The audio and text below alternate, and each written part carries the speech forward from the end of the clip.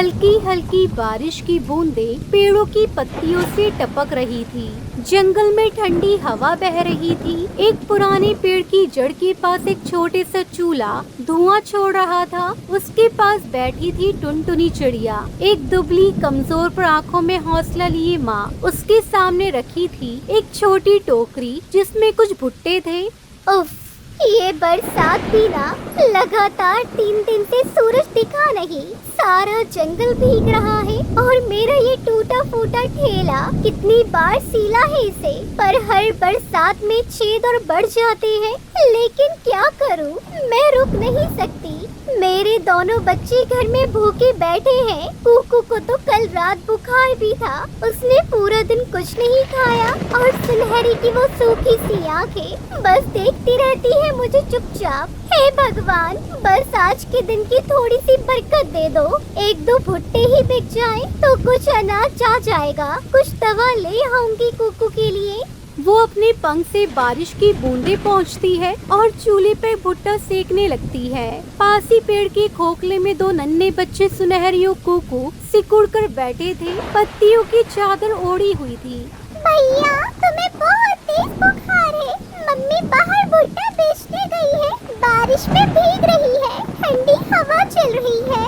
मैं ठीक हूँ दीदी, तुम मत रो। मम्मी कहती है ना, मजबूत बच्चे ही मुश्किलें जीतते हैं।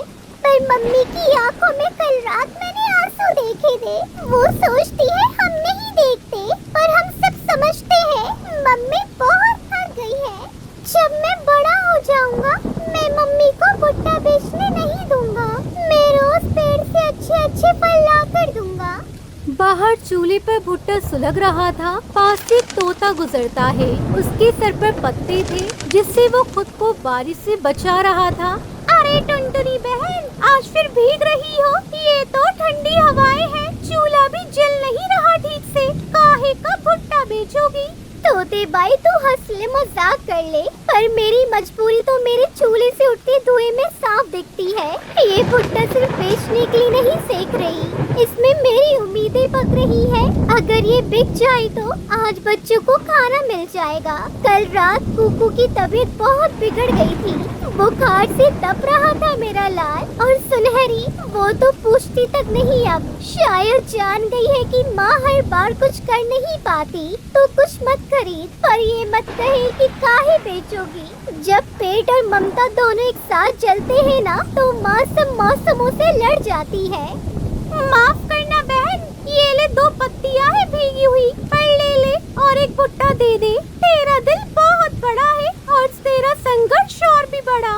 फिर टुनटुनी कुछ भुट्टे बेचकर उन्हें बेचने के लिए जंगल की ओर चलती है। वो बंदर की झोपड़ी की ओर जाती है जहाँ जानवर बारिश से बचने के लिए छुपे हुए थे।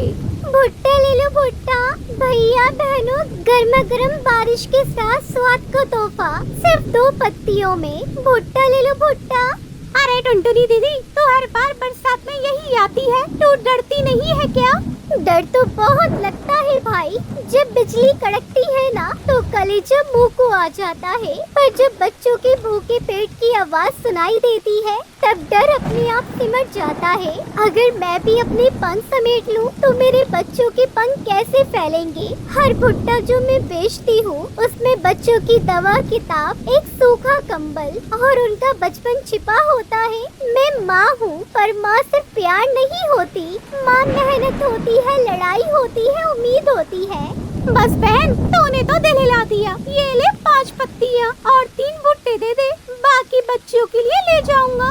रात हो गई थी, तूफान और तेज हो गया था। पेड़ों की टहनियाँ हिल रही थी। टुनटुनी अपने बच्चों के पास लौटती है।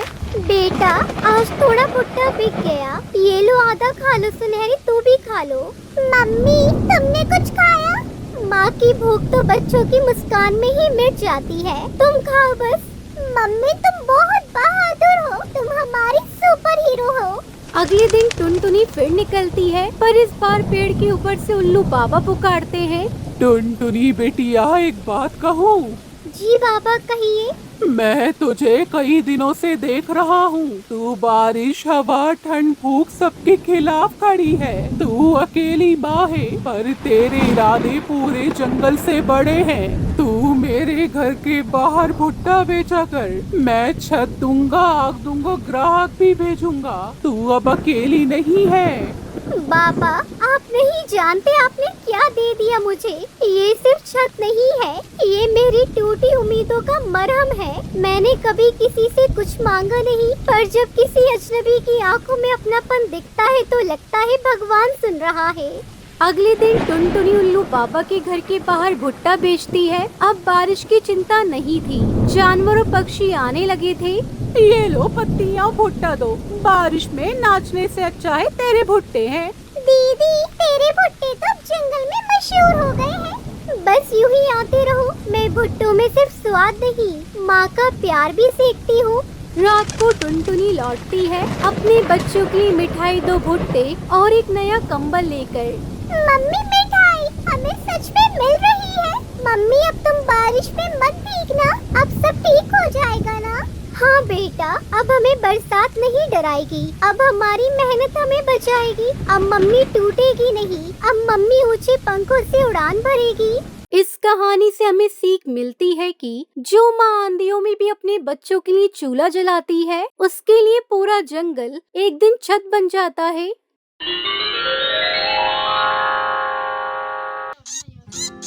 टुनटुनी चिड़िया के दोनों बच्चे बड़ी हसरत से आती माँ को निहार रहे थे। माँ के पास बैठते ही चूचू की आवाज करते हुए लगातार चोंच खोलकर अपनी भूख मिटाना चाहते थे। टुनटुनी चिड़िया बारी बारी से दोनों की चोंच में चारा डाल रही थी। दूसरी डाल पर बैठी एक चिड़िया जिसका नाम पिंकी था, उन्हें बड़े ध्यान से देख रही थी। उसे टुनटुनी चिड़िया की ममता और उसके द्वारा बच्चों का पालन करना अच्छा नहीं लग रहा था। वो जिल भुन रही थी। बड़े पेटू बच्चे हैं, इन्हें कितना भी खिलाओ चिल्लाते रहते हैं। इनका पेट कोई नहीं भर सकता। बड़े होने के बाद न जाने क्या करेंगे। तब तक आप लोग हमारे इस वीडियो को लाइक और अगर आपने हमारे चैनल को सब्सक्राइब नहीं किया है तो जल्दी से सब्सक्राइब कर लें और कमेंट सेक्शन में जरूर बताएं कि आपको हमारी ये कहानी कैसी लगी। पिंकी बहन, ये सिर्फ खाने के लिए भूखे नहीं होते, इन्हें तो माँ की ममता और दुलार प्यार भी चाहिए। मैं इस बात को नहीं मानती। ये दोनों कितना शोर मचाते हैं, कान पक जाते हैं मेरे। देखो बहन, जब तुम्हारे बच्चे होंगे और इस तरह शोर मचाएंगे तब तुम्हें बहुत अच्छा लगेगा। पिंकी चिड़िया ने मुंह चिढ़ाया और वहाँ से उड़कर चली गई। कुछ देर बाद वो लौट कर आई, तब टुनटुनी दाना लेने के लिए वहाँ से जा चुकी थी। पिंकी के शैतानी दिमाग में कुछ और चल रहा था। उसने टुनटुनी चिड़िया के पति बंटी के कान भरने शुरू कर दिए। बंटी, मेरी बात सुनो। तुम जब आसपास नहीं रहते हो तब तुम्हारी बीवी टुनटुनी बच्चों पर बड़ा जुल्म ढाती है। ये बेचारे मासूम कुछ बोल नहीं पाते, रोते रहते हैं, मार सहते रहते हैं। देखो, इनका बदन पूरा लाल हो गया है। ये सुनकर बंटी कबूतर को बड़ा गुस्सा आया। वो गुस्से में टुनटुनी का इंतजार करने लगा और जैसे ही टुनटुनी आई वो बरस पड़ा।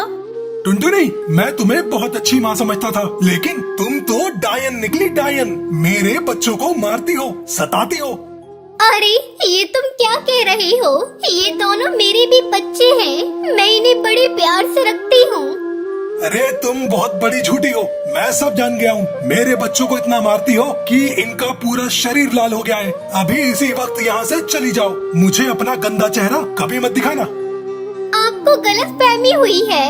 मैं बच्चों को खाना खिला दूं, इसके बाद बात करते हैं। देखो ना, इन्हें कितनी भूख लगी है।